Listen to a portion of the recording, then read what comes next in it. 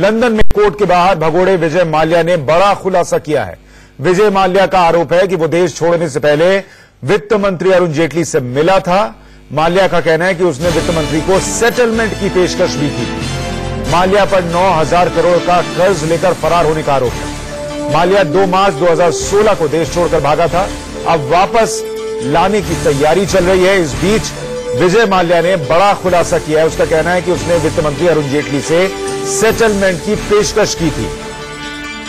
हालांकि इस पूरे मामले में अरुण जेटली ने भी वो सफाई दी है। वो सफाई आपको सुनवाएं, उससे पहले माल्या ने जो कहा वो सुनिए। I left because I had a scheduled meeting in Geneva. I met the finance minister before I left, repeated my offer to settle with the banks. That's the truth. तो विजय माल्या को आप सुन रहे थे। उसका कहना है कि मैं जब गया तब मुझे एक मीटिंग के लिए जाना था, जनेवा में वो मीटिंग थी, लेकिन अरुण जेटली को जो वित्त मंत्री हैं उसने सेटलमेंट की पेशकश की थी। अब इस पूरे मामले पर अरुण जेटली ने सफाई दी है और अरुण जेटली की सफाई बहुत अहमियत रखती है क्योंकि इस पूरे मामले में आरोप उन्हीं पर है। उन्होंने सफाई देते हुए कहा है कि 2014 के बाद से, यानी जब से बीजेपी सत्ता में आई, उन्होंने माल्या को मिलने का वक्त ही नहीं दिया। उन्होंने अपने स्टेटमेंट में कहा है कि माल्या जो कह रहे हैं वो तथ्यात्मक तौर पर सही नहीं है क्योंकि कभी भी मैंने विजय माल्या को मिलने के लिए अपॉइंटमेंट नहीं दिया। चूंकि विजय माल्या राज्यसभा के सांसद भी थे तो मुझसे एक बार, यानी अरुण जेटली से उनकी एक बार मुलाकात संसद के गलियारे में हुई थी जहां उन्होंने सेटलमेंट के लिए कहा था। लेकिन अरुण जेटली का कहना है कि उन्होंने तुरंत कह दिया था कि मुझसे बात मत कीजिए, उन बैंक से जाके बात कीजिए जिनका पैसा आपने ले रखा है, उनसे सेटलमेंट कीजिए।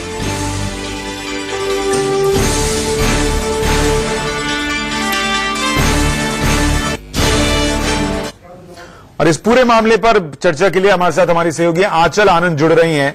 आंचल, अगर आप विस्तार से बता सकें कि विजय माल्या जो कह रहे हैं और अरुण जेटली ने जो अपना पूरा स्टेटमेंट दिया, अगर आप पढ़कर दर्शकों के लिए बता सकें।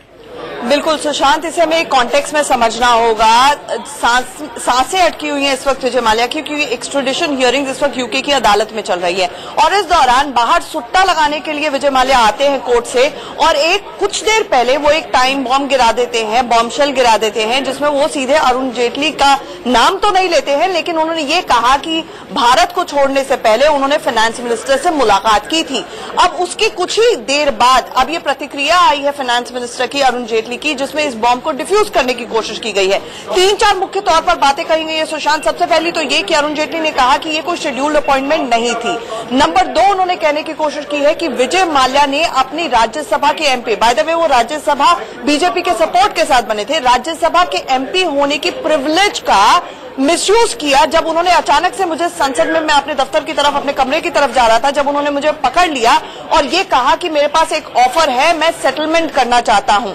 अरुण जेटली ने तीसरा नंबर पॉइंट ये कहने की कोशिश की है कि देखिए, मैं जानता था कि इस तरह के ब्लफ ऑफर्स विजय माल्या कर चुके हैं, इसलिए मैंने उनसे कोई कागज नहीं लिया। मैंने उनको कर्टली ये बता दिया कि वो बैंक से जाकर बात करें। तो न सिर्फ अरुण जेटली ने अपना पक्ष साफ करने की कोशिश की है, बल्कि दो तीन जो पॉइंट्स रखे हैं इसमें, उसमें साफ तौर पर यह कहा है कि विजय माल्या उस वक्त भी एक तरह से साजिश कर रहे थे। ये सिर्फ टच एंड गो था, ये फंसाने की कोशिश है। उन्होंने कोई भी एक प्रॉपर ऑफर, एक प्रॉपर सेटलमेंट जैसी होनी चाहिए थी, बैंकों से बात होनी चाहिए थी। कंसोर्शियम और बैंक का 9,000 करोड़ से भी ज्यादा का पैसा लेकर फरार है विजय माल्या, वो करने की कोशिश नहीं की। उन्होंने चलते फिरते सिर्फ अपनी प्रिविलेज का दुरुपयोग किया क्योंकि वो राज्यसभा के एमपी थे और अब अरुण जेटली पर छीटाकशी की कोशिश कर रहे हैं। सुशांत, आचार्य, इसमें एक बात तो बहुत अहम है कि अगर वाकई जैसा कि इस वक्त विजय माल्या दिखाने की कोशिश कर रहे हैं कि वो सेटलमेंट करना चाहते थे, उनको मौका मिला नहीं और उनको बाहर एक मीटिंग के लिए जाना था और तब तक पीछे ऐसा कुछ हो गया कि वो लौट नहीं पाए। अगर यही स्थिति थी कि वो सेटलमेंट करना चाहते थे तो वो अरुण जेटली की सलाह मानते, वो बैंकों के पास जाते, बैंकों का बकाया था, उनसे सेटलमेंट की कोशिश करते, जो उन्होंने नहीं किया।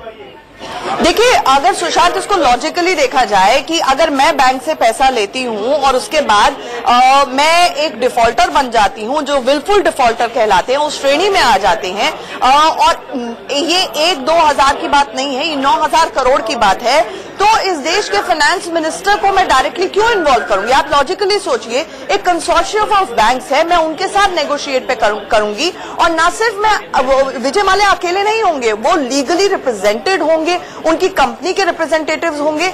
ये इस तरह की ऑफर अगर देनी भी थी तो उसको एक टेबल के ऊपर, नेगोशिएटिंग टेबल के ऊपर थ्रैश आउट किया जाता, जितनी लायबिलिटी बनती उसको देखा जाता, उसके बाद बीच का रास्ता खोजने की कोशिश की जाती, क्या रिवाइव किया जा सकता था किंगफिशर एयरलाइंस को, ये सब पहलू होते, लेकिन ये सब नहीं किया, कुछ भी होता नहीं दिखा। और अब इतने दिन से उन्होंने कुछ नहीं कहा, आज अचानक आकर वो ये बात कह रहे हैं, जो कि अपने आप में एक तरीके से सवालों के घेरे में। बहुत शुक्रिया।